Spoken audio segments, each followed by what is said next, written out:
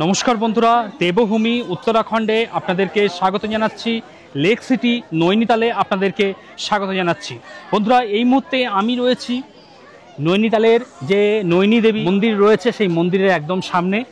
এই হলো মন্দিরের মুখ্য প্রবেশপথ। তবে এর ভিতরে কোনো ফটোগ্রাফি এবং ভিডিওগ্রাফি অ্যালাউ করে না, যার জন্য আমি ভিডিও করতে পারলাম না। আপনারা যারা আগামী দিনে আসবেন অতি অবশ্যই কিন্তু এই মন্দিরটা ভিজিট করবেন এবং মাতা রানীকে দর্শন করবেন। বন্ধুরা, আমি এখন রয়েছি নৈনিতাল ম্যাল রোডে। আজকে আপনাদের এমন একটি হোটেল দেখাবো যে হোটেল থেকে বেরিয়ে সঙ্গে সঙ্গে আপনারা ম্যাল রোড পেয়ে যাবেন এবং ম্যাল রোড থেকে একটুখানি এগোলেই আপনারা দেখতে পাবেন নৈনিতাল। সামনে নৈনী দেবী টেম্পল রয়েছে, সেই রাস্তা এই সামনে। আর এই হলো ম্যাল রোড। এদিকে মুন গিফট টিপটপ শপ রয়েছে, এটাই হলো মেন ল্যান্ডমার্ক। আর এই যে রাস্তাটা আছে এই রাস্তা দিয়ে আপনাদের একটু সোজা উপরে উঠে যেতে হবে, সামান্য একটু উপরে উঠতে হবে, উঠলেই আজকের গন্তব্য হোটেল। চলুন বন্ধুরা, চলুন এই মৌচাক হোটেলের দুটো রুম আমরা দেখে আসি। এখানে আপনারা বসে খাওয়া দাওয়া করতে পারবেন। আর এই হলো রিসেপশন। যতক্ষণ আপনার রেজিস্ট্রেশন প্রক্রিয়া চলবে কিছুটা টাইম এখানে বসে জিরিয়ে নিয়ে আপনারা আপনাদের রুমের দিকে চলে যাবেন। চলুন দুটো রুম আমরা দেখে আসি। আর এখানে কিন্তু সিঁড়ি ভাঙতে হবে, আপনাকে সিঁড়ি ভেঙেই উঠতে হবে। এখানে কিন্তু লিফট ফ্যাসিলিটি আপনারা পাবেন না। মূল দরজা দিয়ে প্রবেশ করে প্রথম দেখাচ্ছি আপনাদের 8 নম্বর রুম। এটা একটা ট্রিপল বেডেড রুম। এদিকে একটা সিঙ্গেল বেড দেখতে পাচ্ছি। আর এখানে যা বেড আছে আপনারা দুজন থাকতে পারবেন, 2 আর 1 3জন ভীষণ সুন্দরভাবে থাকতে পারবেন। এদিকে বেড সাইড টেবিল রয়েছে, জগ এবং কাচের গ্লাস, অ্যাস্ট্রে দেওয়া রয়েছে, মোবাইল ফোন এখান থেকে চার্জ করে নিতে পারবেন। আর খুবই বাজেট হোটেল, দেখতেই পাচ্ছেন, তেমন আধুনিকতার ছোঁয়া কিন্তু এখানে পাবেন না, মোটামুটি বাজেট হোটেল। এদিকে টিভি দেখতে পাচ্ছি, ইন্টারকাম রয়েছে।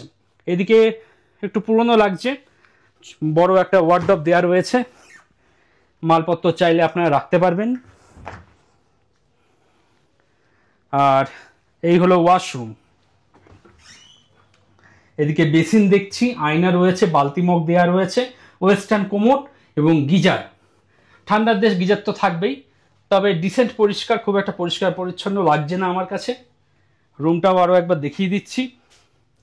এই হলো রুম, তবে বাজেট ক্যাটাগরির রুম আর কি। ফার্স্ট ফ্লোর থেকে আমি এখন সেকেন্ড ফ্লোরে যাচ্ছি। সিঁড়িগুলো একটু খাড়া আছে, দেখে উঠবেন। এখানে লিফটের কোনো সুবিধা আপনারা পাবেন না, সিঁড়ি ভেঙেই সমস্ত কাজ সারতে হবে। এখান থেকে মাউন্টেন ভিউ রয়েছে, পাহাড়ের একটা ভিউ রয়েছে এখান থেকে।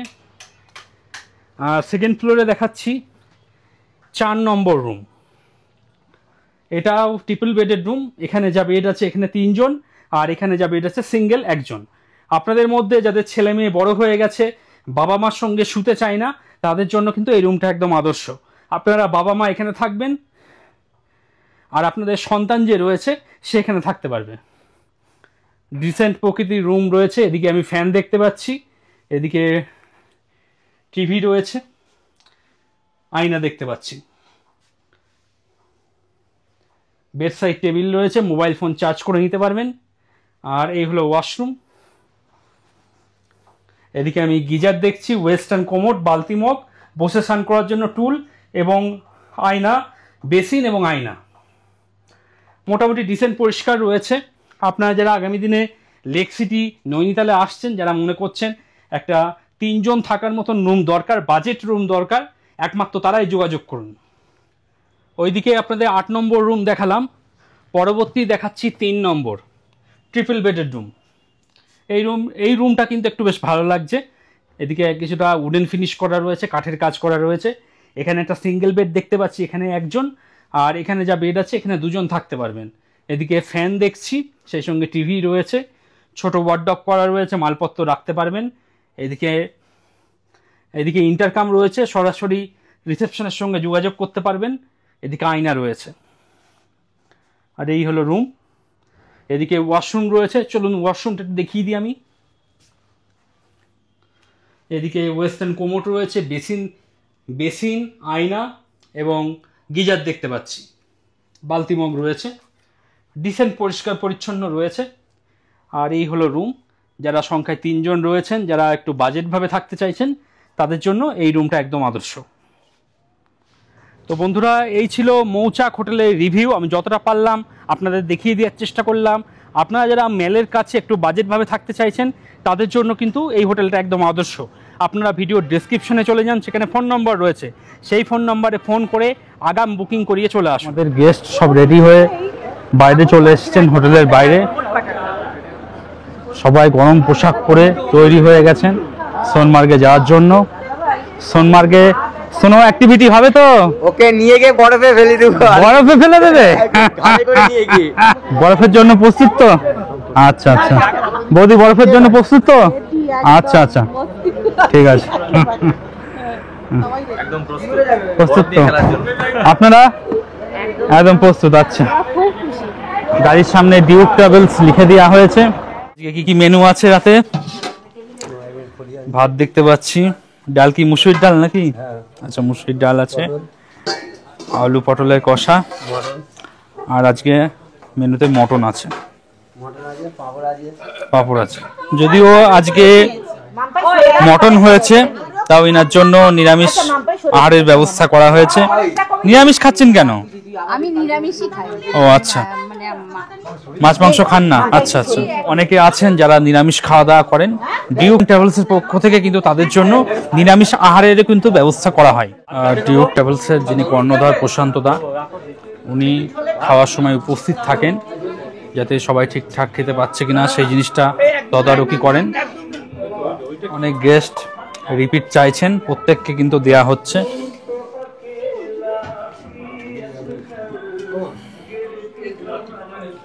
যেহেতু আজকে ডিনারে মটন হয়েছে, তাই আজকে কিন্তু প্রত্যেককে কোল্ড ড্রিঙ্কস খাওয়ানো হবে, আর কোল্ড ড্রিঙ্কস প্রত্যেকটা গ্লাসে ঢালা হচ্ছে। এক এক দিন এক একটা আকর্ষণ থাকে, আজকে কোল্ড ড্রিঙ্কস রয়েছে।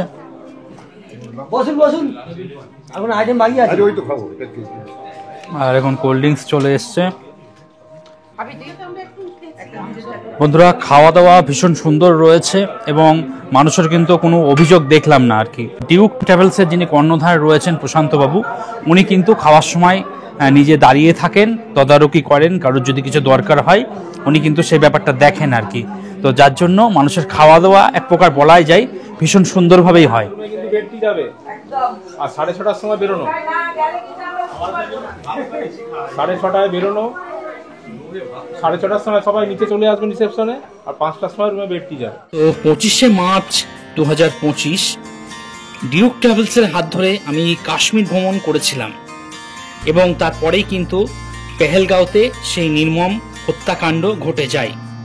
এরপর অনেকেরই বক্তব্য কাশ্মীর ব্যান্ড করে দেওয়া হোক, কাশ্মীরে যাতে কোনো মানুষ না যায় তার জন্য কিন্তু একটা অভিযান বা প্রচার কিন্তু চলছেই। আমি কিন্তু সেই বিষয়ে আলোচনা করতে আসিনি। আমি ডিউক ট্রাভেলসের হাত ধরে কাশ্মীর ভ্রমণ করেছিলাম এবং এই